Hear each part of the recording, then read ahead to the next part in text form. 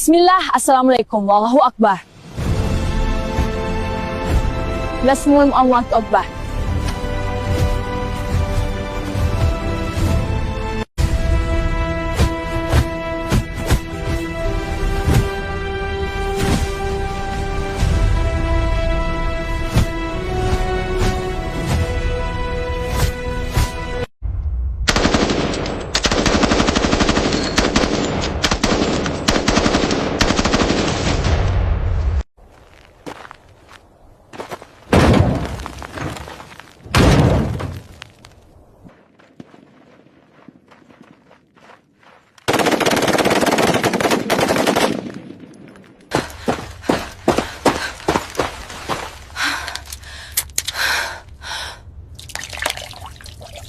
Di bawah tanah Iran, tersembunyi sebuah kota rahasia yang tak terduga.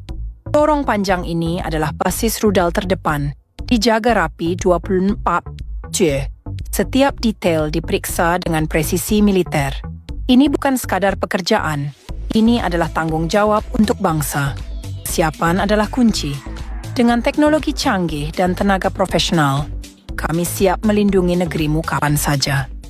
Iran akhirnya pakai senjata terlarang yang sangat ditakuti Amerika Serikat dan Israel. Senjata ini bahkan lebih mengerikan dari nuklir. Sebuah laporan menyebutkan bahwa Iran akan menggunakan senjata berbahaya yang sebenarnya dilarang untuk digunakan di medan perang, yaitu senjata plasma, senjata yang sudah bertahun-tahun dikembangkan militer Iran di bawah kepemimpinan Ali Khamenei. Senjata ini punya daya rusak yang sangat mengerikan, bahkan sangat ditakuti tentara Amerika dan Israel. Senjata plasma digunakan dengan cara menembakkan aliran gas panas. Apapun yang terkena senjata ini dipastikan meleleh. Bahkan sebuah tank atau pesawat tempur bisa lenyap hanya dalam sekejap. Saking mengerikannya, jika senjata plasma ini terkena seseorang, maka dia akan mencair menjadi tak berbentuk. Senjata ini kabarnya sudah dikembangkan militer Iran sejak lama dan sangat dirahasiakan. Dan kini, dalam keadaan terdesak setelah diserang Amerika dan Israel, Iran disebutkan siap mengeluarkan senjata terlarangnya.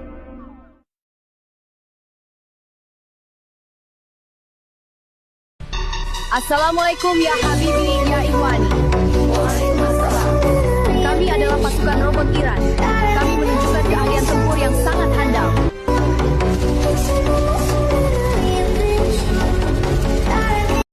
Keberadaan kami di tanah ini, di negeri ini karena takdir dan ketentuan Allah yang harus kami imani. Menyerang kami berarti merusak iman kami. Dan siapapun mereka kami lawan dengan iman kami. Dengan iman yang kokoh, kami tidak akan berdamai dengan iblis. Luncurkan! Allah Akbar! Allahu Akbar!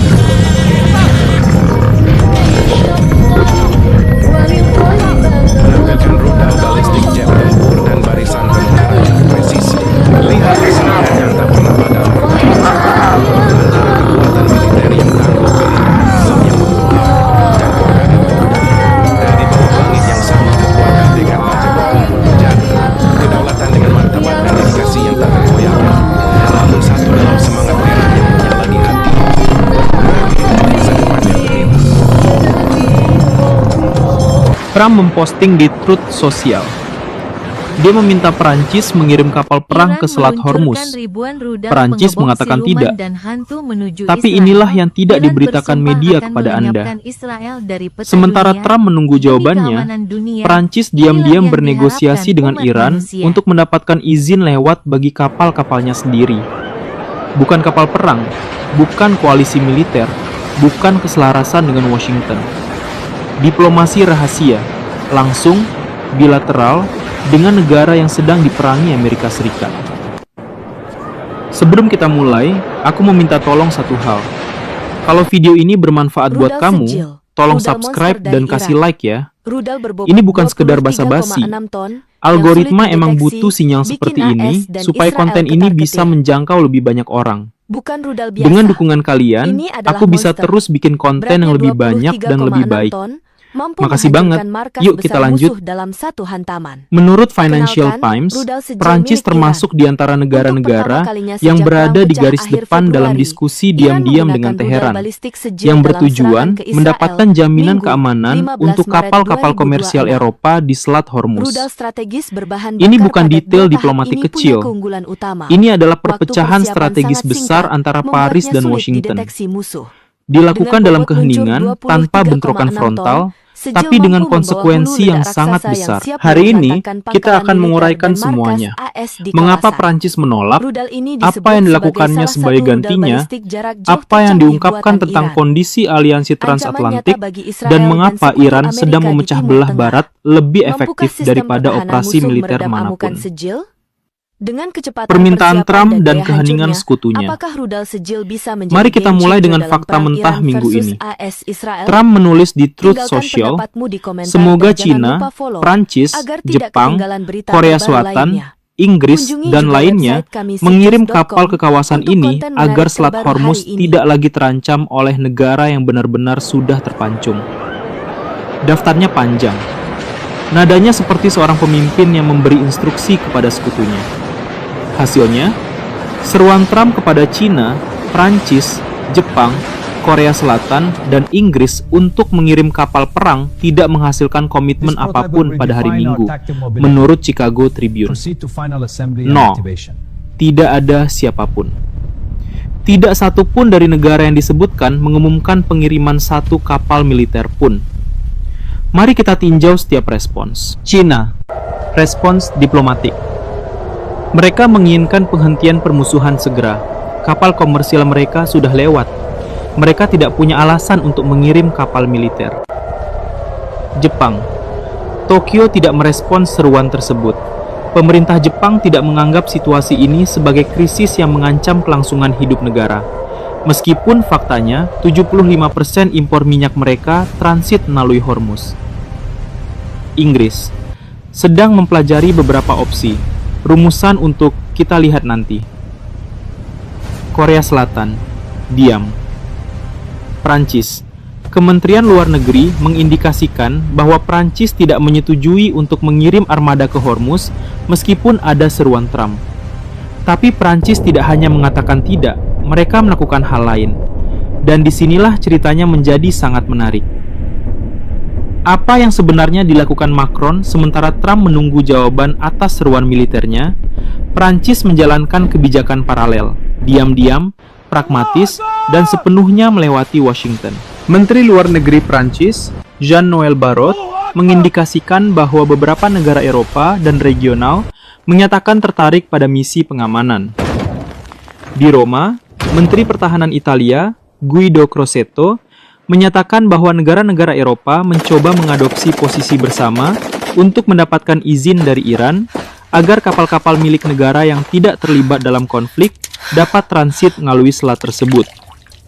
Seperti permintaan yang diajukan oleh India dan China. Inilah strategi Prancis dalam satu kalimat. Melakukan seperti India dan China. Bernegosiasi langsung dengan Iran, mendapatkan pengecualian, tanpa pengiriman kapal militer bersama Amerika Serikat. Macron, dalam kunjungan ke kapal induk Charles de Gaulle, telah membuka pintu untuk pengawalan militer, tapi hanya setelah fase terpanas konflik berlalu. Terjemahan, mungkin nanti, dalam kerangka multilateral di bawah mandat internasional. Tapi tidak sekarang, tidak di bawah komando Amerika, dan tidak di Teluk Persia. Dan sementara itu, Macron telah menyerukan misi murni defensif yang ditujukan untuk membuka kembali Selat Hormuz dan mengawal kapal-kapal komersial. Rumusan yang sengaja berbeda dari koalisi militer ofensif yang diinginkan Trump. Murni defensif, misi internasional. Setelah fase panas berlalu, setiap kata ditimbang untuk menyampaikan, tidak bersama kalian, tidak sekarang, tidak dengan cara seperti ini. Negosiasi rahasia Prancis-Iran. Tapi ada yang lebih mengungkapkan daripada penolakan publik. Ada apa yang terjadi di balik layar? Menurut Financial Times, Prancis termasuk di antara negara-negara yang terlibat langsung dalam diskusi dengan Teheran. Tujuannya adalah mendapatkan pembukaan kembali selat secara aman untuk kapal-kapal komersial Eropa. Harga minyak per barrel mendekati $100 setelah bergerak di sekitar $60 pada awal tahun. Sementara harga gas Eropa melonjak 75%. Logika Prancis sangat jelas dan rasional. Jika India berhasil mendapatkan izin lewat untuk tankernya dengan bernegosiasi langsung dengan Teheran, jika Cina lewat dengan bebas, mengapa Prancis harus mengirim kapal militer yang berisiko insiden dengan Iran, padahal mereka bisa mendapatkan hal yang sama melalui jalur diplomatik? Menurut beberapa pejabat yang dikutip Financial Times, Prancis termasuk di antara negara-negara yang terlibat langsung, sementara Italia telah mencoba membuka saluran diskusi dengan Teheran. Beberapa anggota Uni Eropa lebih berhati-hati tentang ide bernegosiasi langsung dengan Iran mengenai masalah sensitif ini. Poin terakhir ini krusial. Ada perpecahan di dalam Uni Eropa sendiri antara negara-negara yang siap bernegosiasi langsung dengan Teheran untuk melindungi pasokan energi mereka dan negara-negara yang menganggap negosiasi terpisah melemahkan posisi kolektif Barat. Perpecahan intra-Eropa ini persis seperti yang ingin diprovokasi Iran, dan untuk saat ini mereka berhasil. Mengapa Prancis bertindak seperti ini? Untuk memahami posisi Prancis, kita perlu memahami logika geopolitik Macron sejak awal konflik ini. Macron tidak mendukung operasi Epic Fury. Prancis mengecam serangan sejak hari-hari pertama. Charles de Gaulle berada di Mediterania, bukan di Teluk. Prancis memilih resolusi gencatan senjata di PBB. Dan Macron telah memfasilitasi kontak diplomatik dengan Iran sejak awal, termasuk mengenai kasus Sandra Prancis. Macron berbicara dengan Presiden Iran Pezeshkian pada bulan Maret, mengatakan kepadanya bahwa keselamatan dan kepulangan dua sandera Prancis, Cecile Kohler dan Jacques Paris, tetap menjadi prioritas absolut. Jadi, dia memiliki saluran komunikasi langsung dengan Teheran. Dia menggunakannya, dan Washington tidak mengontrol saluran itu. Bagi Macron, mengirim kapal militer bersama Amerika Serikat di Teluk Persia akan memiliki beberapa biaya. Biaya 1. Militer. Mengekspos kapal-kapal Prancis terhadap serangan Iran di ruang terbatas di mana Iran telah menunjukkan kemampuannya untuk mencapai target angkatan laut. Biaya 2. Diplomatik. Menutup secara definitif saluran komunikasi dengan Teheran dan kehilangan semua kapasitas mediasi di masa depan. Biaya 3. Politik dalam negeri. Mayoritas besar opini publik Prancis menentang operasi Amerika-Israel. Mengirim kapal perang bersama Washington akan menjadi bencana politik. Biaya 4. Strategis. Memvalidasi doktrin Trump tentang unilateralisme militer yang telah dilawan Macron selama bertahun-tahun atas nama otonomi strategis Eropa. Tidak satupun dari biaya ini yang dapat diterima Paris. Negosiasi langsung dengan Teheran tidak memiliki kerugian-kerugian tersebut. Aliansi transatlantik yang hancur, berantakan. Mari mundur sejenak, karena apa yang terjadi di sekitar Hormuz bukan hanya pertengkaran diplomatik Prancis-Amerika. Ini adalah pengungkap perpecahan struktural aliansi Barat. Sejak awal operasi Epic Fury, tidak ada sekutu Eropa besar yang bergabung dengan koalisi militer Amerika-Israel. Tidak ada satupun. Prancis, Jerman, Italia, Spanyol, Semuanya menyatakan keberatan atau mengecam operasi tersebut. Sekarang, Trump meminta bantuan untuk mengelola konsekuensi dari operasi yang dia luncurkan tanpa berkonsultasi dengan sekutunya. Dan sekutu-sekutu yang sama yang telah memperingatkan bahwa operasi tersebut berisiko menyebabkan persis jenis krisis ini menolak membayar tagihannya. Seorang analis yang dikutip Al Jazeera merangkum, tampaknya mereka tidak memiliki rencana untuk kasus di mana Selat Hormuz akan ditutup. Ini terlihat seperti gerakan putus asa dalam kampanye informasi untuk menenangkan pasar, dan respon Eropa mengonfirmasi pembacaan ini. Di dalam UI, posisi tetap terbagi mengenai kelayakan dialog dengan Iran. Negara-negara Eropa berusaha mendapatkan posisi bersama dengan menekankan 2 poin. Meminta, seperti yang dilakukan India dan Cina, izin resmi untuk melewatkan kapal-kapal negara yang tidak berperang melalui selat, seperti yang dilakukan India dan Cina. Eropa memposisikan diri di pihak yang netral, bukan di pihak Washington. Apa yang dimenangkan Iran dalam konfigurasi ini? Sekarang, mari kita lihat semua ini dari sudut pandang Iran, karena strategi blokade selektif Hormuz sedang menghasilkan persis efek yang diinginkan. Dengan menolak izin lewat untuk kapal-kapal Amerika dan sekutu, tapi memberikannya kepada India, Cina, Turki, dan mungkin segera Prancis dan Italia, Iran sedang menciptakan geografi politik dunia secara real time. Di satu sisi, Amerika Serikat, Israel, dan sekutu langsung mereka terblokir, terisolasi secara ekonomi. Di sisi lain, seluruh dunia lainnya, China, India, Turki, dan sekarang berpotensi Eropa, yang lewat atau bernegosiasi untuk lewat langsung dengan Teheran. Konfigurasi ini memiliki nama. Namanya adalah isolasi Washington. Dan itu dibangun bukan melalui kekuatan militer. Iran tidak bisa mengalahkan Amerika Serikat secara militer, tapi melalui diplomasi ekonomi. Setiap negara yang bernegosiasi secara terpisah dengan Iran untuk izin lewat kapalnya, secara implisit mengakui 2 hal, bahwa Iran mengontrol selat tersebut, dan bahwa koalisi Amerika tidak bisa membukanya kembali sendirian. Ini adalah kemenangan politik Iran dengan setiap negara baru yang meminta pengecualian. Batasan strategi Prancis. Posisi Macron cerdas secara strategis, tapi memiliki batasannya sendiri dan perlu disebutkan. Batasan 1. Hasil negosiasi tidak pasti. 2 sumber yang dekat dengan masalah yang dikutip Financial Times memperkirakan bahwa tidak ada jaminan mengenai keinginan Teheran untuk bernegosiasi tentang hal ini. Pemimpin tertinggi Iran yang baru telah menyerukan untuk tetap menutup Selat Hormuz sebagai leverage tekanan. Prancis bisa bernegosiasi, Iran bisa saja menolak. Batasan 2. Perpecahan Eropa melemahkan semua orang. Beberapa negara anggota Uni Eropa menentang ide bernegosiasi langsung dengan Iran. Italia telah secara resmi membantah melakukan negosiasi rahasia sambil mencari posisi bersama Eropa. Eropa yang terbagi antara mereka yang bernegosiasi secara terpisah dengan Teheran dan mereka yang menolak adalah Eropa yang lemah. Batasan 3. Harga yang harus dibayar kepada Iran. Iran tidak akan memberikan izin lewat secara gratis seperti yang mereka lakukan dengan India, dengan meminta pembayaran dalam rupiah daripada dolar, dan seperti yang mereka pertimbangkan untuk diminta dalam yuan untuk Cina. Mereka akan meminta sesuatu sebagai imbalan dari Eropa.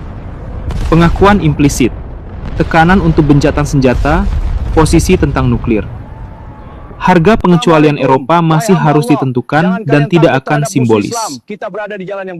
Batasan 4. Reaksi Trump. Jika Prancis mendapatkan pengecualian Iran untuk kapal-kapalnya, sementara tanker Amerika tetap terblokir, Trump bisa bereaksi sangat buruk. Ketegangan transatlantik yang sudah berada di titik tertinggi mengenai tarif dan Ukraina bisa mencapai level baru. Pelajaran geopolitik fundamental. Ada pelajaran geopolitik fundamental yang tergambar dalam urutan kejadian di sekitar Hormuz ini dan melampaui konflik Iran. Selama beberapa dekade, kekuatan Amerika bersandar pada 2 pilar, keunggulan militer dan kemampuan untuk menyatukan sekutu di sekitar tujuan bersama. Pilar pertama masih bertahan, Amerika Serikat tetap unggul secara militer dibanding lawan manapun. Pilar kedua sedang retak. Prancis bernegosiasi dengan Iran di belakang Trump. India melewatkan minyaknya berkat kesepakatan langsung dengan Teheran. Cina lewat dengan bebas. Jepang menolak mengirim kapal meskipun ketergantungan energi totalnya pada rute tersebut.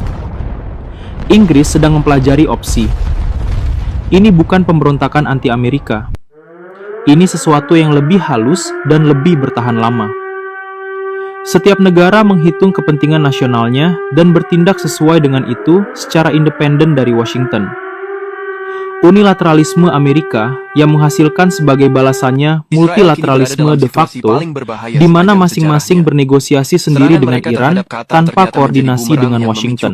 Arakci mengatakannya dengan belak-belakan. Payung keamanan Amerika yang digembar-gemborkan ternyata penuh lubang. Amerika Serikat sekarang memohon yang lain, bahkan Cina, untuk membantu mereka mengamankan Hormuz. Dan sementara itu, Prancis diam-diam mempersiapkan jaminan izin lewatnya sendiri tanpa menunggu Trump, tanpa kapal perang, dan tanpa meminta izin Washington. Ini mungkin kebaruan sejati dari konflik ini. Bukan kekuatan militer, bukan minyak, bahkan bukan nuklir. Ini adalah demonstrasi bahwa dalam dunia multipolar, bahkan sekutu terdekat pun menghitung kepentingan nasional mereka terlebih dahulu dan solidaritas Atlantik setelahnya. Trump memposting di Truth Social. Dia meminta Perancis mengirim kapal perang ke Selat Hormuz. Perancis mengatakan tidak.